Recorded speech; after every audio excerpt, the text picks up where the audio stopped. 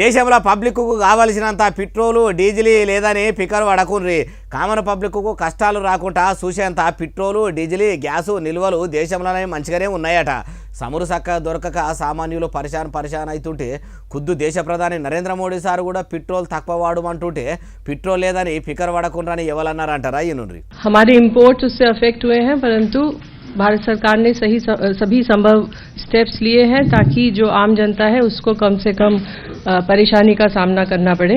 इनरा समुद्र शाఖ పెబ్బ సుజాత శర్మ మేడం ఏమంటుందో ఇంకా మస్తుగానే అన్నది మొత్తం ముచ్చటి నుండి. इसके चलते मैं दोबारा से ये बात कहना चाहूंगी कि हमारे पास सफिशिएंट सप्लाईज हैं, क्रूड हो, नेचुरल गैस हो, पेट्रोल हो या डीजल हो.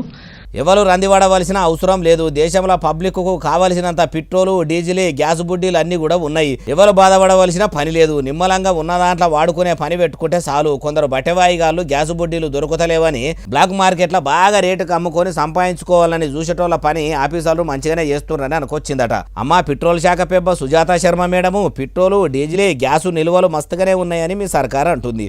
అసొంటప్పుడు ఎందుకు మేడము పెట్రోల్ డీజిల్ ధరలు పెంచి పబ్లిక్ను పరిశాన్ చేస్తున్నారు? అయినా సర్కారు తాన సమురు నిల్వ ఉన్నప్పుడు శానా బంకులు ఎందుకు మూతపడ్డాయి? మీ సెంట్రల్ సర్కారు ఎప్పుడు ఏం ముచ్చట చెప్తుందో ఎప్పుడు చేతులు లావడుతుందో కూడా తెలియకుండా అయిపోతుంది.